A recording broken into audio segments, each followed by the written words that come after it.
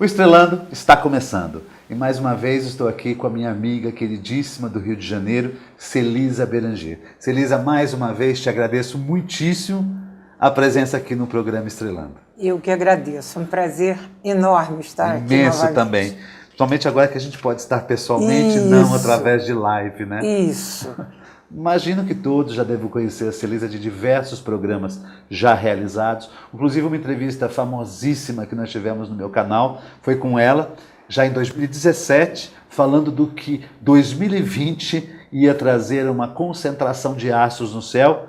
E vocês podem imaginar o que aconteceu, não é isso? Enfim. Vamos lá. A Celisa, que é do signo de Câncer, tem um ascendente em Capricórnio, a lua no signo de Escorpião. É arquiteta, astróloga, escritora, diretora da Escola Espaço do Céu no Rio de Janeiro e ex-presidente do SINARGE, do Sindicato dos Astrólogos do Rio de Janeiro. É professora e tem diversos livros publicados. O meu convite para a Celisa aqui, desta vez, foi para falar sobre citar algumas curiosidades da astrologia. Curiosidades de fatos marcantes da história de astrólogos e de acontecimentos também astrológicos. Mas um que eu quero começar, que ela conte para nós, é sobre o signo de Libra. Celisa. Pois é. Levou mais ou menos 3 séculos para que os signos fossem constituídos. Começou 18, 17, 15, acabou chegando em 12 por causa do calendário da Mesopotâmia.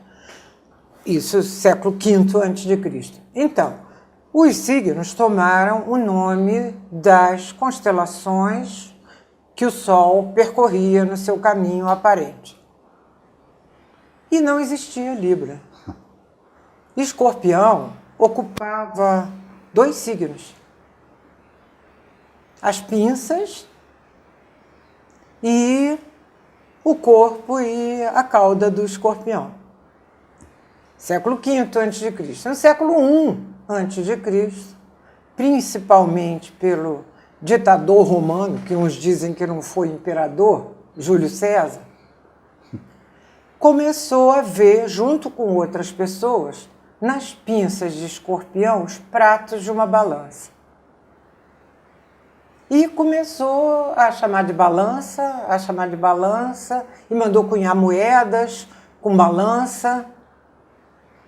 E no século I, roubando 2 estrelas de escorpião, que continuam se chamando Pinça Norte, Pinça Sul, Zuben-el-Janube e Zuben-Esquemali, apareceu Libra. A constelação de Libra e o signo de Libra. E você vai ver que a balança é o único objeto do zodíaco. Nós temos figuras humanas, e animais mitológicos, mas apareceu a balança. Século I. Isso a gente vai encontrar em textos mais antigos que não tem Libra. Podemos dizer então que o Libra tem um pouco de escorpião na sua constituição? Olha, na verdade, o Libra as constelações têm seus mitos. Tem. E o mito de Libra seria exatamente de Astreia, que quando os homens deixaram de ser justos, ela se retira e deixa a balança como representante dela. Quer dizer, a história de Escorpião, que é muito interessante, é o escorpião que mata o caçador Órion, então, por isso eles nunca estão no céu ao mesmo tempo, ou aparece um ou aparece o outro. E Libra, se você olha, porque eu sempre digo assim, observem o tamanho das constelações. Umas são enormes, Escorpião, muito grande, Virgem, muito grande, Aquário. E Libra é pequenininha, Câncer é pequenininha, Áries é pequenininho. Então, os signos são todos iguais. Mas as constelações, cada uma tem um tamanho. Isso. Então, se pega, aparece no... Esqueci o nome do autor agora. Higino. Higino do século I. É o primeiro autor onde aparece Libra. São curiosidades da história da astrologia. Agora, a astrologia nas universidades europeias. No século XIII. Exatamente. Quando começam a ser constituídas as universidades europeias, quer dizer, Oxford, Paris, Bolonha, Lisboa, todas elas tinham um conhecimento que tinha que ser feito antes do desenvolvimento do conhecimento profissional, que seriam as artes liberais, as 7 artes liberais do trivium e do quadrivium. Então, é como se fosse assim, um conhecimento geral que as pessoas tinham que ter para poderem ser médicos ou poderem ser qualquer outra coisa. E a astrologia, junto com a astronomia, que não tinha divisão, constituía a arte do céu. E uma coisa interessante, que tem um texto do Amâncio Friaça no livro Trivium e Quadrivium, editado por uma universidade, são só acadêmicos que escrevem, ele diz que os matematici, ou seja, os que sabiam calcular, eram os que se dedicavam mais à astrologia. Porque a astronomia seria a observação. E a astrologia é a interpretação. E a astrologia, cálculo e interpretação. Então, elas ficam nas universidades europeias, tem uma bula, acho que é do Papa Sisto V, no século XVI, que proíbe a astrologia, mas radicalmente o que realmente acaba com a astrologia, faz a grande cisão astrologia e astronomia, é Colbert, quando demite o astrólogo do rei, proíbe o ensino da astrologia, e é fundada a Academia Francesa de Ciência, entra a astronomia e não entra a astrologia. Isso foi no século XVI, né? 1660. Século XVI. Mas no século XVI, 1560 e pouco, já tinha visto essa bula papal proibindo a astrologia. Os espanhóis ainda estão se movimentando para derrubar essa bula papal do século XVI. Agora? Agora. Ainda. Para a astrologia um grupo se integrar de na astrólogos para a astrologia não ser considerada uma coisa proibida. Isso seria fantástico. Tem uma turma lá, Tito Maciá, e um grupo lá da Espanha, continua lutando atrás disso. O que você acha, Celisa, hoje, no século que a gente se encontra? Olha, eu vou dizer a você que eu tive a oportunidade de conversar com alguns padres católicos a respeito disso, no Mosteiro de São Bento, no Rio de Janeiro, que as pessoas hoje têm uma abertura maior. Tem. E conheci uns 2 ou 3 papas interessados por astrologia. 3 padres interessados por astrologia. Entendeu? Então, eu não me preocuparia tanto com isso, não. É que depende de como esse movimento vai acontecer, né? Porque se for essa astrologia, alguma astrologia que está se aparecendo no mercado... Não, a que está atualmente... o Pop Astrology, né? O Pop Astrology, eu digo assim, eu repito o que o André Barbot falava, eu sigo basicamente, ele fala, enquanto a astrologia não voltar a ser planetarizada, ela não vai chegar ao ponto que ela pode chegar. Bom, então você deixa mais claro isso. O planetarizada é diferente de zodiacalizada. Exatamente. Porque as pessoas só falam de signo. Porque o problema, eu sempre falo, astrólogos é a palavra dos astros. A astrologia viveu 15 séculos sem signo. De 2100 até o século V. Sem signo.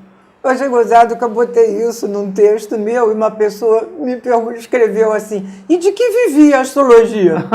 Eu falei, dos planetas, astrólogos é a palavra dos astros. Entendeu? Interessante. A gente já estourou o tempo do primeiro bloco, daqui a pouco o rapaz vai reclamar aqui. Nós temos mais uns temas interessantes para o segundo bloco, que é a terceira carta do descobrimento do Brasil. Já estamos de volta.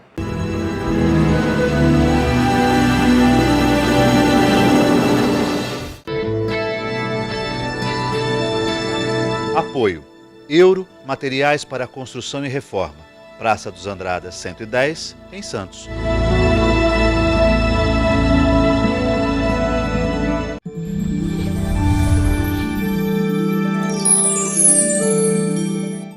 Dos dias 5 a 13 de novembro, o SINARGE, o Sindicato dos Astrólogos do Rio de Janeiro, promoverá o 23º Simpósio Nacional e 13º Internacional de Astrologia. O evento vai ocorrer no Novo Hotel Botafogo com transmissão online e o tema deste ano será Luz no Fim do Túnel. Informações 21 22 13 0972. Comunicado. A Escola Santista de Astrologia está com inscrições abertas para os cursos regulares de formação em astrologia. Curso básico com turmas manhã, tarde e noite, interpretação de mapa astrológico, previsões e supervisão de mapas. A escola ainda oferece atendimento de mapas astrológicos e uma grande variedade de livros. Escola Santista de Astrologia, Rua Goitacazes, número 8. Telefone 3284-9714. Santos.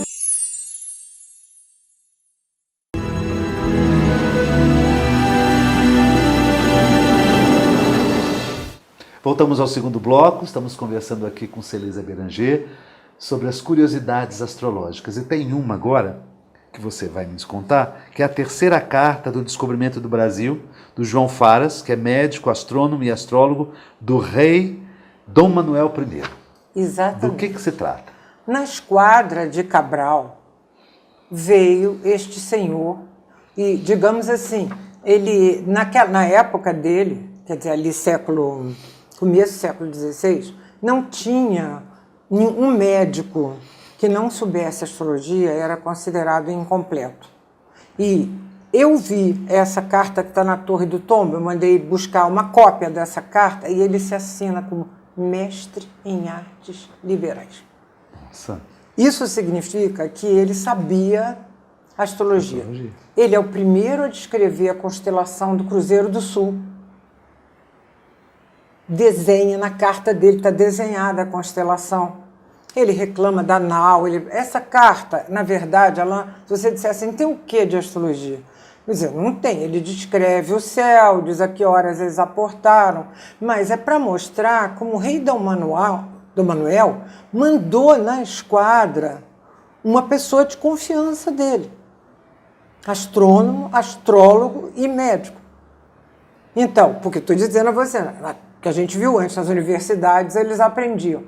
A grande questão é que essa carta foi pouquíssimo divulgada nos 500 anos do descobrimento. A revista Veja publicou uns trechos dela e a maioria das pessoas não sabe da terceira carta. Tem a carta lá do Cabral, do piloto desconhecido, mas existe essa carta. E eu vi na Real Gabinete Português de Leitura, num livro de comemoração dos 100 anos de independência do Brasil, que a gente vai fazer 200 agora e ninguém fala nisso, né?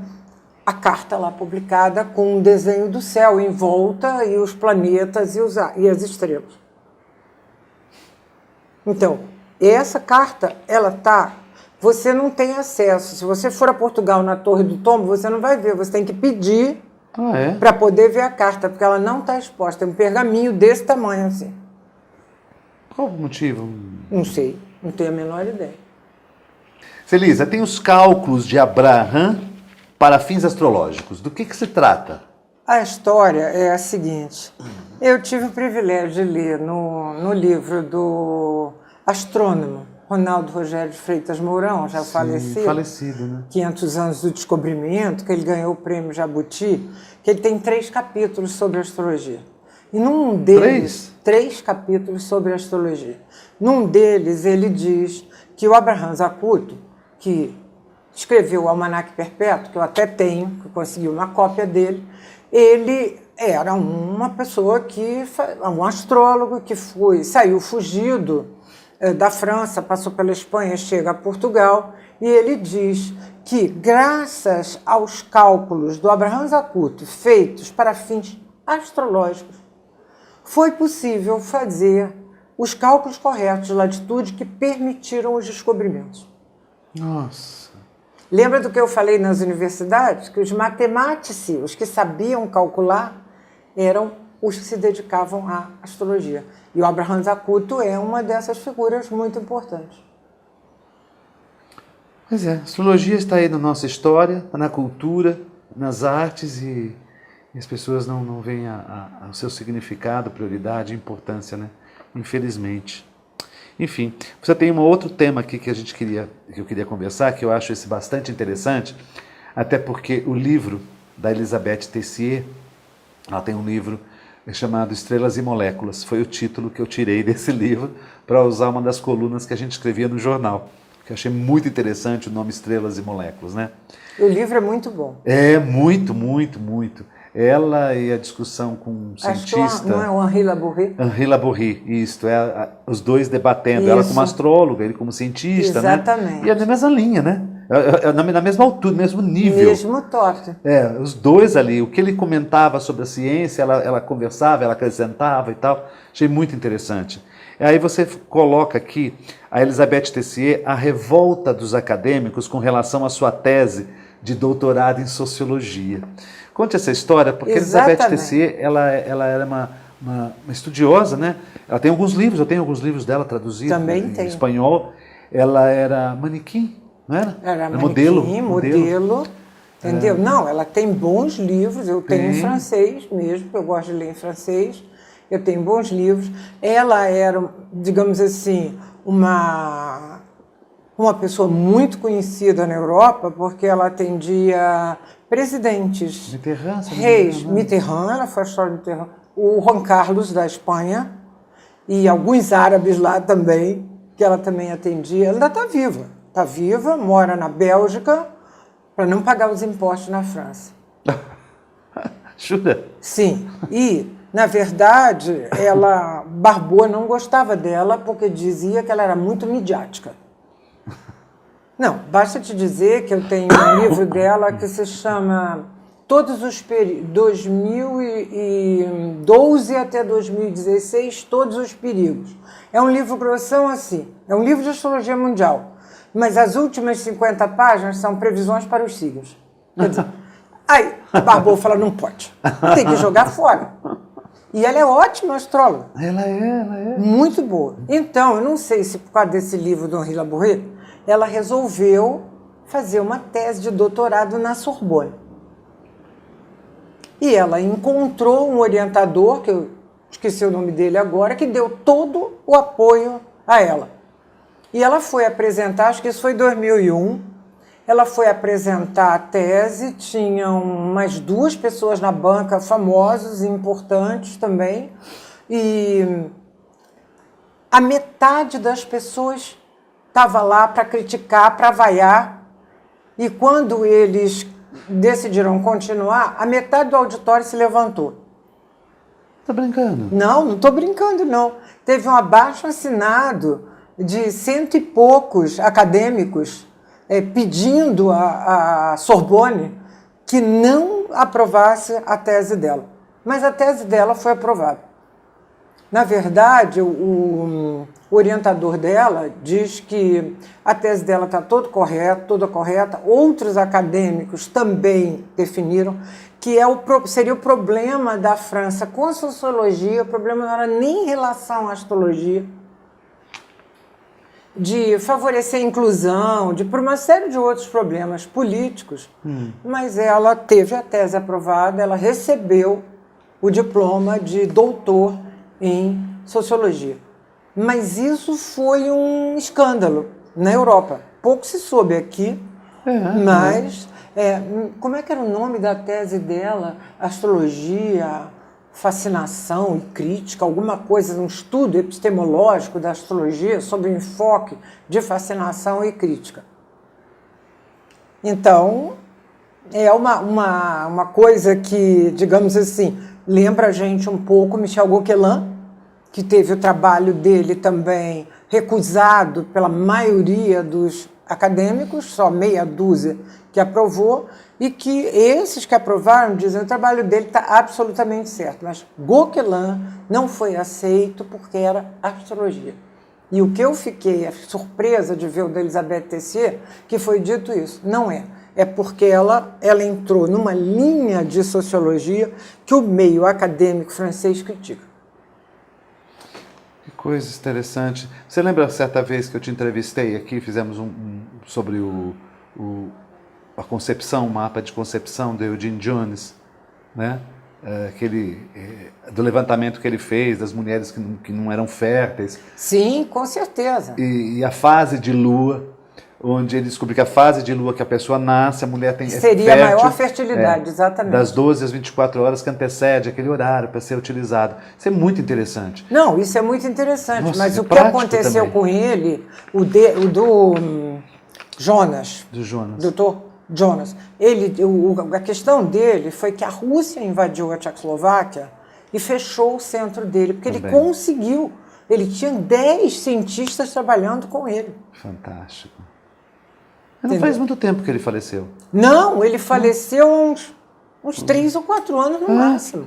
Também quando eu fui pesquisar a respeito dele, eu falei assim, nossa, Não, ele 3 fez ou um 4 no belíssimo máximo. trabalho. O trabalho dele continuava sendo desenvolvido. É curioso que você encontra sites, principalmente canadenses, que vendem a tabela Vendem a tabela. de fertilidade, É. entendeu? Ele também tem, no Instituto dele, parece que tem um site dele. Tem, O site deles. tem um site, o que você, instituto dele. inclui os seus dados de nascimento, fala qual é o Eu seu não me problema. lembro se ele era Sérvia ou Eslovênia. Também não. É um dos dois, eu acho que é Eslovênia. Tem até, que você tem- pode traduzir até o site. Não, mas eu qualquer acho, por coisa. exemplo, para mim, a astrologia divulga muito pouco o trabalho dele, que para nós é um trabalho muito importante. Eu, num dos cursos que eu dou na escola, incluo um capítulo sobre ele, explicando como se faz, como ele descobriu, e até peço para eles lerem a sua exposição que você fez. Eu quando dou o curso de simpósio. mapa de bebê e criança, eu dou também. Importantíssimo. Muito isso. importante, muito Para quem não importante. sabe o que nós estamos falando, é a respeito de uma entrevista anterior que nós fizemos, que eu fiz com a Celisa, falando do método de concepção, né? Método de concepção. A forma como na verdade ele não era astrólogo, né? Não, ele não era astrólogo nada. ele Ele leu um livro de astrologia quando ele era acadêmico de medicina e diz ele que leu essa informação que está numa tabuinha da Babilônia. Isso. Que a mulher é fértil na mesma fase Que a mulher de lua. é fértil na mesma fase da lua em que ela nasceu. ela Na nasceu. mesma, não é a mesma fase, na mesma distância Sol e Lua. Sol e Lua. É lógico, ele não leu isso na tábua da Babilônia. Ele deduziu isso do que ele leu. É verdade. Entendeu? Feliz, eu quero te agradecer, porque meu tempo já estourou, infelizmente, mais uma vez. Muitíssimo obrigado e volte sempre. É só você me convidar que eu tenho todo o prazer de divulgar as coisas da astrologia que realmente as pessoas não conhecem. Te agradeço muito. Muito obrigado. Muito obrigada. Para você, Estouramos tudo aí. Isso aí. Para você, uma excelente semana.